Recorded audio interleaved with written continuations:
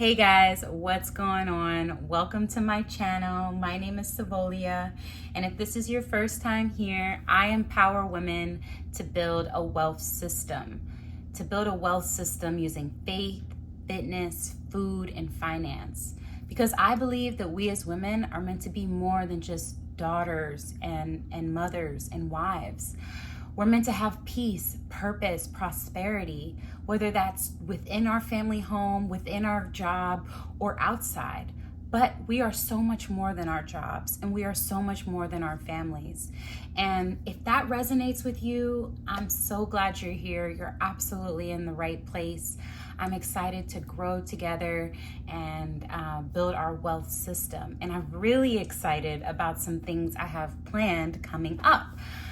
But before I get into that, I want to give you a recap of last video and why I'm kicking this series off. So I was recently laid off from my job. Yes, I worked for a nonprofit in sustainability, and I loved the job. But the stubbornness in me did not want to quit. So I really do feel like it was the Lord saying, no, you're doing too much. You know, you've got your business, just focus on that. And so I'm grateful that I have some reserves. I'm not going to be making money like I was before, but I do have a part-time job. I'll be starting at a gym, and then I've got a little bit of money coming in from my business, and I've also got a little bit of money saved up. And so with the recap done, let's get into the next thing. All right, guys, so I'm really excited. The first thing I'm kicking off is a 10-day wealth series. Wealth is not just money. It's not just finance. Wealth is everything that brings us peace, purpose, and prosperity. Like, for example, if you have $30,000 that you're making a month, you would be considered rich, right? You would be considered highly affluent, high income earner. But what is $30,000 a month if you don't have anyone to share it with, or you don't have the time to enjoy it? You don't have the health to do the things that you want to do in your free time. I truly believe that a person making $30,000 a month without those three things, or even one of those things, they're not truly wealthy. Maybe they have purpose in what they do and it's also making them a lot of money, but do they have peace? Do they have prosperity? I mean, the real riches and wealth in life are the people that we have and we can do things for, the love, family, relationship, values, faith. That is where real wealth lies. And so while I don't believe we should be poor, focusing so much on the left side of what are we doing for people, but we also don't want to be so focused on the money that we lose sight of what actually brings us joy in life. And so this 10-day series, every day is going to be something different. It might be a little bit of finance, it might be a little bit of food, it might be a little bit of faith, it might be a little bit of fitness. These are all the things, the physical, the mental, and the spiritual attributes that are needed in order to have a prosperous, peaceful, purposeful life. We're going to kick off this video with day one. Day one, my life plan. I'm excited about day one. I chose my life plan as day one because I really truly believe that you can't do anything unless you have a plan. And I know everybody has different degrees of planner. Some people are just wing it. They go in and they kill it, you know, and that can be cool. But I genuinely believe we all need some type of plan, because think about it. If you are grinding and working as hard as you can, but you're literally running in the dark, you don't even know where you're going. So we need a plan. We need a plan to know what's the next step. Let's begin with the end in mind. And yes, I'm referencing Stephen Covey. I love him. 7 Habits of Highly Effective People. Highly recommend you read that book. And in that book, he talks about building your own personal mission statement. I'm really just focusing on habit 2, which is begin with the end in mind. That's the idea of everything you do is for that end goal. And a part of that chapter, he talks about, or that part, he talks about, building your own personal mission statement. Now, you hear a lot about vision versus mission statement. I always think about the mission statement as this is the how. This is the how I'm going to fulfill my vision. And the vision is the why. Why are you doing it? And both are important because you want to you want to make sure that they're complementary of each other. I mean, if you're building a mission statement of how you're going to do something, well, what is that thing? What is that thing, and why are you choosing that thing? So I think it's helpful to start with the vision, the why you're building this, and you have this vision, and then go to the mission of the how. But your personal mission statement, I encourage you to write that, and it's okay if it changes. I have a personal mission statement for my life, and when I was writing it, I was thinking about all the things that bring me peace, purpose, and prosperity. So I encourage that for you too. What brings you peace? What's something that you could do all the time? What brings you purpose? You may not know the answer to these things. I truly believe that if you are seeking your purpose, you're eventually going to find it, but it may not be until way down the line. However, here's a little tip that someone once told me that has helped me so much.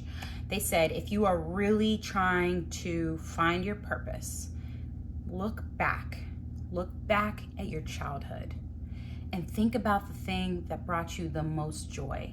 Think about the thing that you just did effortlessly, or you did and you loved it, or you did and it brought you peace, or you did and it just made you excited. And it may be a few things, because our purpose is not linear, but think about what that could be for you. For me, I was a teacher. I was bossing my older brothers around. I was setting up a classroom in my room, and I was teaching myself, giving myself homework, grading my homework, and then giving it back to myself. I know. But that was really helpful when they told me that, because I was able to think about those things that I used to do all the time. I used to write lists.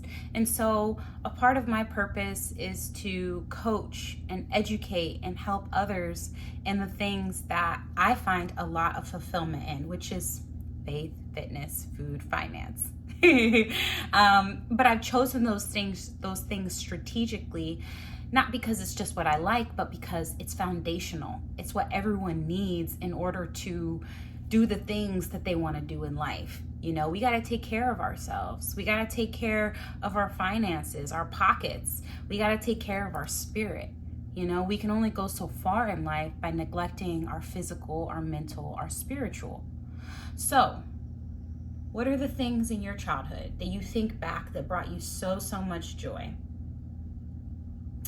I want to give a really quick quote from Seven Habits Highly Effective People. As you can see, this book is kind of worn down. I've read it many times. I go back to it all the time. But I just want to talk about a little piece that actually Sean Covey wrote, Stephen Covey's son. This is what he says about writing your personal mission statement. He says, the best way to begin with the end in mind is to write a personal mission statement, philosophy, or creed. The fact is you can't afford not to do it. Too much is at stake. There is something incredibly powerful about having a written mission statement, a personal constitution, so to speak, that will guide your life and direct your daily decisions. The key is getting it done is not to overthink it. Remember, it doesn't have to be perfect, just get started and refine it over time. That's really important. I really want to emphasize wherever you land on your mission statement, try not to overthink it. Try and keep it as simple as possible and in one sentence if you can.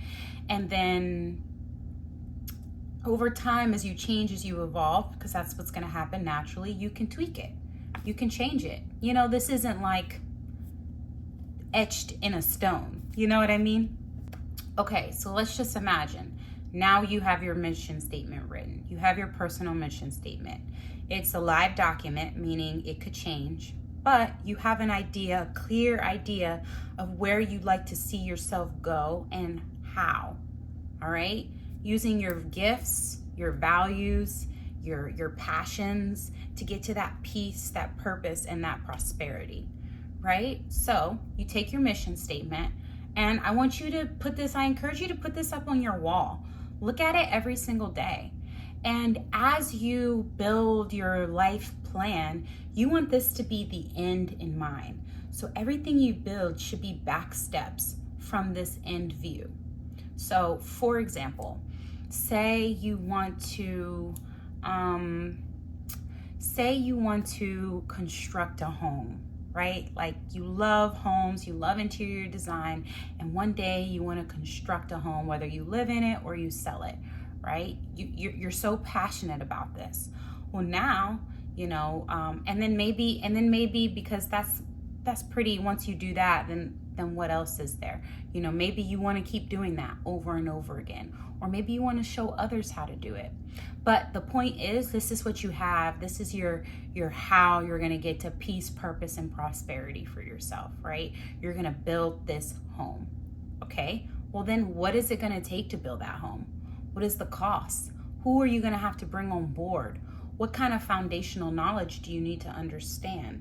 Do you already have skills in construction, or are you just going to pay others? Okay, well then that requires management. And so maybe instead of building New Year's resolutions, you build plans each year that's going to get you one step closer to that mission statement. And then say you've done it and you're like, well, this isn't really for me anymore. I did it and I kind of want to try something else. You can make a new mission statement. That's okay. But the point is, you've begun with the end in mind, and then every year you made concrete steps towards that end goal. All right, so now that we've talked about day one, build your life plan. I want to hear all about it. Let me know in the comments. What was it like writing your mission statement? What was it like building your life plan? I know for me, I have my mission statement, and then I have a 5-year plan, a 10-year plan, and a 15-year plan, all beneath my mission statement. And every year when I set my goals, I'm really setting goals towards that 5-year plan, that first step, that first milestone in my life plan. I don't want to get too particular about what this life plan could look like, because I truly believe some people, it might be different for people. Some people might have simpler kind of goals and achievements and missions that they want to reach in life. And some people might have more complex that could take their whole life. And then once you've done that, congratulations! Day one of building your wealth system is complete. You are one step closer to peace, purpose, and prosperity. How beautiful. Quick look ahead, day 2 of building our wealth system. We are going to talk about building financial buffers. Yes, I know. And finances are sometimes boring. Oh, I just don't really care about learning about investments and learning about business, and that's fine. But we need basic foundational understanding, because if you put your wealth planning in someone else's hands, guarantee they're going to take at least a good chunk. I mean, guarantee they're not going to be as proactive, as invested in your wealth plan as you are. And so I highly recommend you just kind of keep an open mind, right? I'm going to keep it really basic. We're going to talk about tips to make more money without making more money. So finding money in your already pool of income, your existing pool of income, and then tips for not living paycheck to paycheck, and how to build a buffer system for the worst case scenario, like me, getting laid off. I mean, praise God that I have a buffer system, because honestly, I would be screwed right now and I wouldn't be able to do these videos because I would have no buffer. So day 2 is going to be building your financial buffer system. I'm really excited. I hope you are too. And I'll see you there. Bye.